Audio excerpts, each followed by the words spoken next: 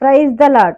మన ప్రియుడు రక్షకుడైన యేసుక్రీస్తు పరిశుద్ధ నామంలో ఉదయకాలం మరి డేలిబడి కార్యక్రమాన్ని చూస్తున్న ప్రేమన ఆత్మీయులారా, ఏసే కృప పరిచలు పక్షాన నా హృదయపూర్వకమైన వందనాలు తెలియజేస్తూ ఉన్నాను. అందరు బాగున్నారు కదండి. మిమ్మలను మీ కుటుంబాలను దేవుడు సమృద్ధిగా దీవించి ఆశీర్వదించునుగాక. ఆమెన్ ఆమెన్ అన్నారా నాతో పాటుగా? ఆమెన్. సరే అండి, మరి ఈరోజు శనివారం ఉపవాస ప్రార్థన ఉదయం 11 గంటల నుండి, రేపు ఆదివారం ఆరాధన 10 గంటలకు, అలాగే ఈరోజు సాయంత్రం కూడా మరి ప్రార్థన కొడుకుంటుందండి. రేపటి కొరకు సిద్ధపాటు కూడా ఉంటుంది.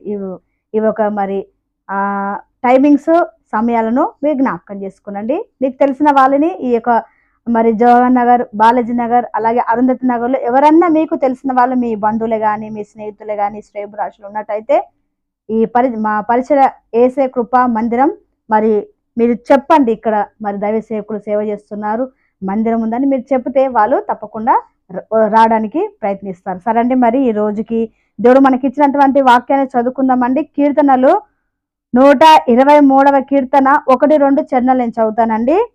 123వ కీర్తన 1-2 చరణాలు. ఆకాశమందు ఆసీనుడైన వాడా, నీ తట్టు నా కనులెత్తుచున్నాను. దాసుల కన్నులు తమ యజమానిని చేయి తట్టును, దాసి కన్నులు తమ యజమానురాలి చేయి తట్టును చూచున్నట్లు మన దేవుడైన యెహోవా మనలను కర్ణించు వరకు మన కన్నులు ఆయన తట్టు చూచుచున్నవి. ఎంత చక్కటి ప్రార్థన అండి ఇది ప్రార్థన కీర్తన అన్నమాట.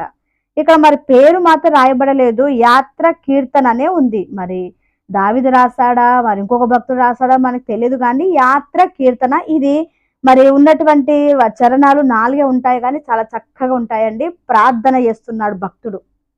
ప్రార్థన చేస్తా ఏమని ప్రార్థన చేస్తున్నాడు? ఆకాశమందు ఆసీనుడైన వాడా, నీ తట్టు నా కళ్ళెత్తుచున్నాను అని అంటున్నాడు. మొదటిగా ఏమంటున్నాడు? నా కళ్ళెత్తుచున్నాను అంటున్నాడు. అలాగే 2వ వచనం వచ్చేసరికి మనము, మన దేవుడు అని అందరినీ కలిపి మాట్లాడుతూ ఉన్నాడు. ఇక్కడ చూడండి, మరి దాసుల కళ్ళు, ఉద్యోగం చేసే వాళ్ళు ఉంటారు కదండి, మరి వాళ్ళు నెలంతా కష్టపడతారు. కొంతమంది ప్రతిరోజు మరి కూలి చేసే వారికి ప్రతిరోజు శాలరీస్ వాళ్ళకి డబ్బులు వస్తూ ఉంటాయి. కొంతమందికి వారానికి వస్తాయి, మరి కొంతమందికి నెలకు వస్తాయి. వారందరూ కూడా ఆ టైం రాగానే, ఆ నెల రాగానే చివరి తారీఖు ఎదురు చూస్తూ ఉంటారు కదండి. యజమానులు మరి ఈరోజు మాకు శాలరీ ఇస్తారని సంతోషముతో ఎదురు చూస్తారు కదండి. ఎందుకు అంటే వాళ్ళు ఎంతో కష్టపడ్డారు, ఆ కష్టానికి ఫలము మరి తీసుకోవాలి కదా. అందుకని ఆశగా ఎదురు చూస్తూ ఉంటారు, సంతోషంతో ఎదురు చూస్తూ ఉంటారు. ఈరోజు నాకు శాలరీ వస్తుంది, మా పిల్లలకి నేను మంచి స్వీట్ తీసుకెళ్ళాలి, వారికి ఏదైనా వారి ఇష్టపడి తీసుకెళ్ళాలని సంతోషంగా ఎదురు చూస్తున్నట్లుగా మనం కూడా ఎలా ఎదురు చూడాలంట? మన యజమాని ఎవరండి? యేసు ప్రభు. ఆయన ఎక్కడున్నాడు? పరలోకమందు ఆసీనుడైన అత్యున్నత సింహాసనం పైన ఆసీనుడై ఉన్నాడు. ఆయన వైపు మనము చూడాలి. ఏమంటారో చూడండి, 2వ వచనము 2వ లైన్లో, మన దేవుడైన యెహోవా మనలను కర్ణించే వరకు. మన దేవుడైన యెహోవా, మొదటనేమో నా కన్నులు నాన్న అన్నాడు. తర్వాత ఏమంటున్నా, మనందరినీ కలిపి ఏమంటున్నాడంటే, మన దేవుడైన యెహోవా మనల్ని కరుణించే వరకు మన కన్నులు ఆయన వైపు చూచుచున్నవి. మన కన్నులు ఎవరి వైపు చూడాలండి? దేవుని వైపే చూడాలి. ఆకాశము అందున్నటువంటి దేవుని వైపే మన కన్నులు చూడాలి. ఎప్పటి వరకు చూడాలి అని అంటే, ఆయన మనల్ని కనికరించేంత వరకు, మన ప్రార్థన ఆలకించేంత వరకు, ఆయన కార్యాలు జరిగించేంత వరకు, మనం ఆయన కార్యాలు చూచేంత వరకు చేస్తూనే ఉండాలి, విసుకకూడదు. చూడండి, యేసు ప్రభు వారు ఒక రోజు మరి సముద్రం మీద నడుచుకుంటూ వస్తున్నాడు. అయితే పేతురు కూడా మరి ఆయన కూడా ఆశ కలిగింది, నేను కూడా అలా నడవాలని.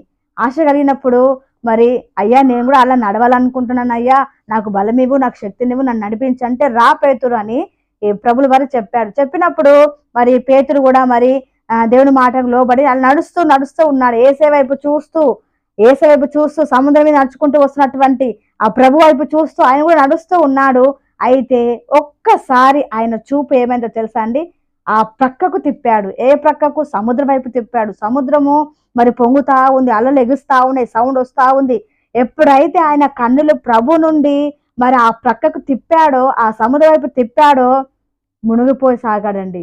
ప్రభువా నన్ను రక్షించు అని అక్కడ మొరపెట్టుకుంటున్నాడు. అంటే చూడండి, ప్రభును చూసినప్పుడు చక్కగా వెళ్తూ ఉన్నాడు.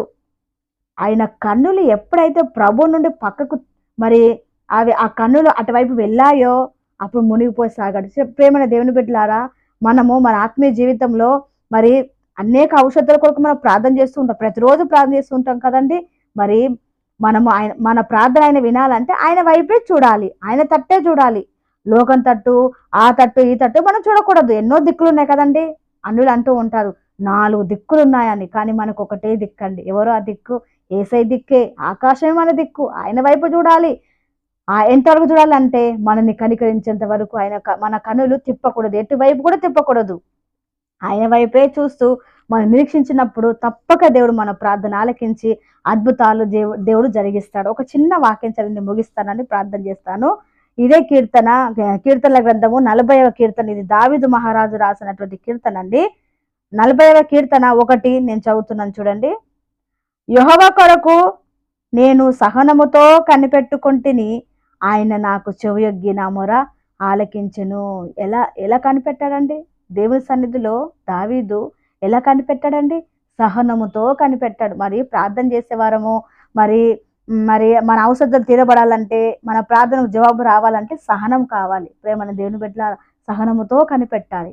అప్పుడే దేవుడు ప్రార్థన ఆలకిస్తాడు. ఇదిగా అంటున్నాడు చూడు దావీదు, ఆయన నాకు చెవియొగ్గి నా మొర ఆలకించెను. ఆయన సహనంతో ఉన్నాడు కాబట్టి ఆయన సహనానికి ప్రతిఫలము దేవుడు దావీదుకి ఇచ్చాడు. మరి మనం కూడా మన ప్రార్థనకు ప్రతిఫలం కలగాలంటే, జవాబు రావాలంటే సహనముతో కనిపెట్టాలి. ఆయన మనల్ని ఖండించేంత వరకు మన కన్నులు ఆయన వైపు చూస్తూనే ఉండాలి. అట్టి కృప దేవుడు మనకందరికీ అనుగ్రహించునుగాక.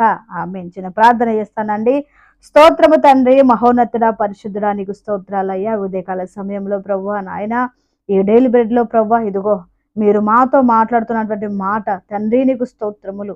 దేవా, దాసుని కళ్ళు ఎలాగైతే మరి యజమాని చేతను చూస్తాయో ప్రభువా ఇదిగో మేము కూడా నాయన మరి మమ్మల్ని ఖండించేంత వరకు మా యజమానివి నాయన మేము నీ తట్టు చూస్తూ ఉన్నాం. తండ్రి నీకు స్తోత్రములు. మాకు సహాయం చేయండి అయ్యా. మాకు సహాయించిన ఆకాశమందు ఆశులైన వాడా నాకు సహాయం చేయని మరి భక్తుడు దావీదు మొరపెట్టినప్పుడు, సహనంతో కనిపెట్టినప్పుడు ఆయన నా మొర ఆలకించాడు అన్నాడు తండ్రి. మరి ఇదిగో ప్రభా, ఎంతమంది అయితే మరి నీ సన్నిధిలో మరి మొరపెడుతున్నారో ప్రభా యేసయ్య, బిడ్డల ప్రార్థన మరి నాయన సహనంతో కనిపెడుతున్నప్పుడు, నీ కార్యాల కొరకు కనిపెడుతున్నప్పుడు తండ్రి మీరు తప్పక సహాయం చేసే దేవుడు, మొరలు ఆలకించే దేవుడు, కార్యం జరిగించే దేవుడు. తండ్రి నీకు స్తోత్రం. మా ప్రార్థనలు వింటున్నందుకు వందనాలు, మాకు సహాయం చేస్తున్నందుకు వందనాలు. తండ్రి నీకు స్తోత్రము చెల్లిస్తూ ఇదిగో ఎంతమంది అయితే ఈ మాటలు వింటున్నారో ప్రియులందరినీ మీరు పేరు పైన దీవించి ఆశ్రయించమని నీకు మాత్రమే సమస్త ఘనత మహిమ ప్రభులు చెల్లిస్తూ యేసు నామమున అడిగి పొందుకొని ఉన్నాము తండ్రి. ఆమెన్. అందరికి వందనాలండి. Praise the lord.